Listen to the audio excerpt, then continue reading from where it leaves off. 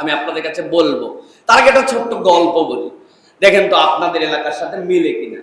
ধরেন আমাদের এলাকায় পুকুর থেকে যে মাছ ধরে, এই মাছ ধরাগুলা তিন ভাবে হয়। একটা অনেকে বড়শি দিয়ে মাছ ধরে। আপনাদের দিকে বড়শি আছে? যদি থাকে হোহা করে, না থাকলে কোনো উত্তর দেওয়ার দরকার নেই।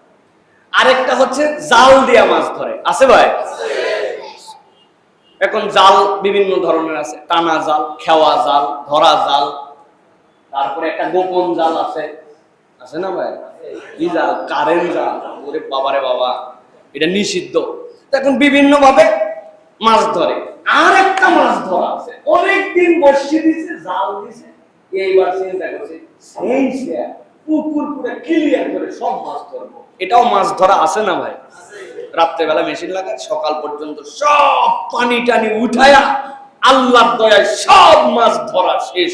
পুকুরে আর কোনো পানি নেই, কিন্তু পুকুরের ভিতরে 1-1.5 হাত ক্যাতক্যাতা কাদা আছে। বুঝে থাকলে বলবেন লক্ষ্মপুরের বাইরা।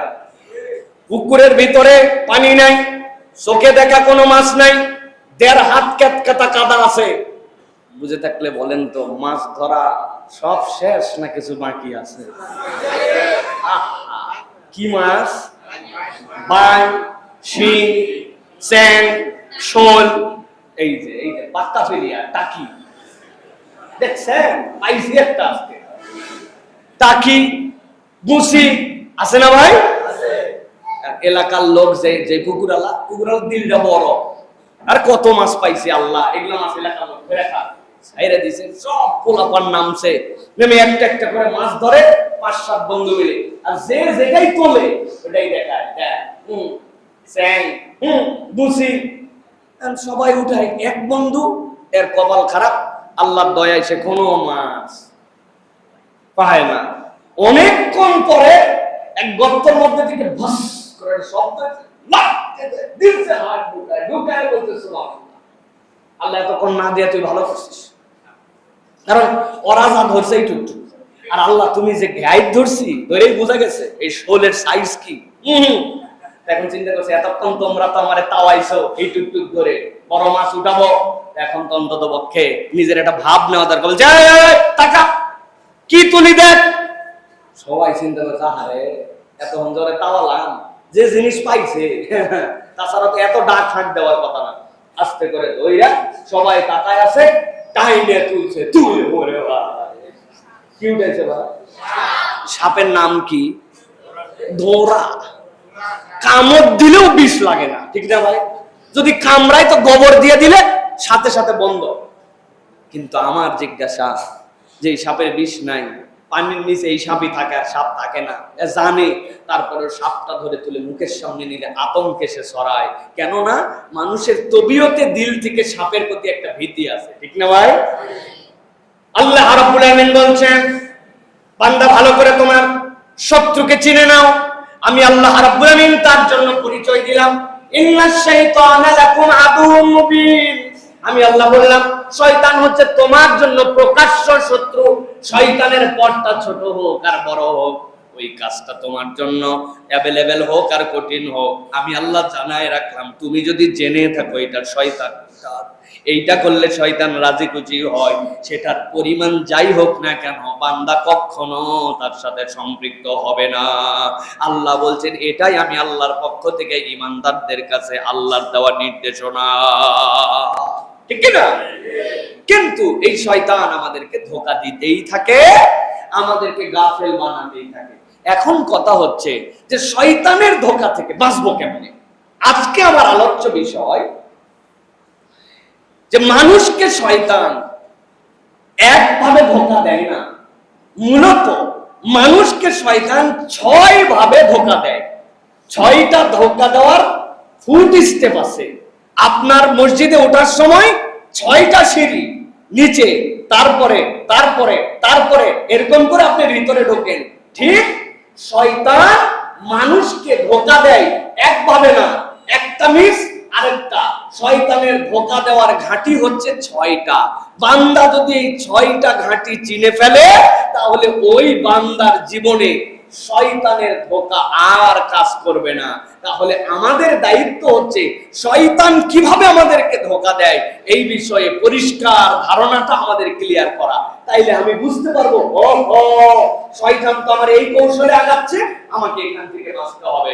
তাহলে এই 6টা ধোঁকার কৌশল আজকে আমরা জানবো, বাঁচার জন্য আমল করার নিয়তে শুনবো এবং মসজিদ থেকে যাব। রাজি আছে ইনশাআল্লাহ? কারা কারা দেখি হাত শক্ত করে উঠান, টান টান করে উঠান। আসি তো ইনশাআল্লাহ? তাকবীর, লিল্লাহি তাকবীর। হয় না? লিল্লাহি তাকবীর। আরেকটু হিম্মত করে তাকবীর, লিল্লাহি তাকবীর। মাশাআল্লাহ। যারা বাহিরে এরা মনে করছে কোন লোকজনই নাই, আসলে যে জায়গা নাই এইটা এরা জানে না, ঠিক কি না? প্রিয় ভাইরা, তাহলে এই 6টা বিষয়ে সংক্ষিপ্ত সময়ে আমরা আলোচনা করব কোরআন হাদিস থেকে। এরপরে ইনশাআল্লাহ আমরা বাড়িতে চলে যাব। রাজি আছে ইনশাআল্লাহ? ইনশাআল্লাহ। আমরা কি মসজিদে এসি দিতে পারবো ভাই? দেন না, দিয়ে দেন নাকি? সকলে আরাম হবে। দেখেন এসির রিমোট টিমোট কার কাছে লাগান, আস্তে এখন বলতে না, সুন্দর করে ভিতরে চলে আসেন। তাহলে কোরআন শোনার পরেও যে আসে না, কোরআনের দর্শ দেওয়ার পরেও ওই ভিতরে কোনো পরিবর্তন হয় না, আগের মানুষও যা পরের মানুষও তাই, তাহলে আপনাকে বুঝতে হবে ওই ব্যক্তির ভিতরে কি নাই। আরে মানুষের ভিতর তেল থাকে, ঈমান দুর্বল, ঠিক কিনা?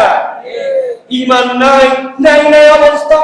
এই জন্য প্রিয় ভাইরা, কোরআনের ছোট থেকে বড় যেখানে যখনই দার্স হবে, যেখানে আলোচনা হবে, মাজালিসুল জিকির হবে, ঈমানদারের সেই জায়গায় যেতে হবে 2টা প্রমাণ দেওয়ার জন্য। একটা, তার ভিতরে ঈমান আছে, আর 2 নম্বর, সে তার ঈমানটাকে এক হালতে রাখতে চায় না, ঈমানটার পাওয়ার সে বাড়ায় নিতে চায়, ঠিক কি না? এই জন্য প্রিয় ভাইরা, আমরা যারা আজকে চলে আসছি, আল্লাহ রাব্বুল আমিন যেন আমাদের আশা বসাকে বরকতপূর্ণ করেন, বলেন আল্লাহুম্মা আমিন। আমি আপনাদের কাছে খুব সংক্ষিপ্ত সময়ে যেটা বলেছি, একটা গুরুত্বপূর্ণ বিষয়ে আলোচনা করতে চাই। সেটি হচ্ছে যে আল্লাহ রাব্বুল আলামিন এই দুনিয়াতে মানুষকে সৃষ্টি করলেন, সৃষ্টি করার পরে প্রেরণ করলেন আদম আলাইহিস সালামের মাধ্যম দিয়ে আমাদের শুরু হলো। ঠিক আল্লাহ যখন মানুষকে পৃথিবীতে প্রেরণ করেছেন, আল্লাহ ওই মানুষের সাথে মানুষের চিরশত্রু শয়তানকেও দুনিয়াতে পাঠাইছেন।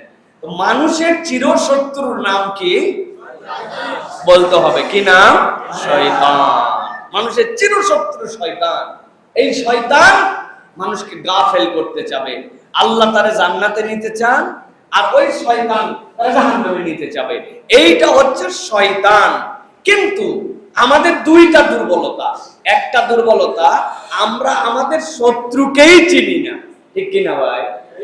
আমরা অনেক সময় বলি না, থাক একটু করুক, এ করলে কি হবে, অথবা শয়তানের খুতুয়াত কোনটা যদি থাকে সেটার ব্যাপারে আমরা অত বেশি কনসার্ন না, অত বেশি আমাদের কর্তব্যের মধ্যে নেই না।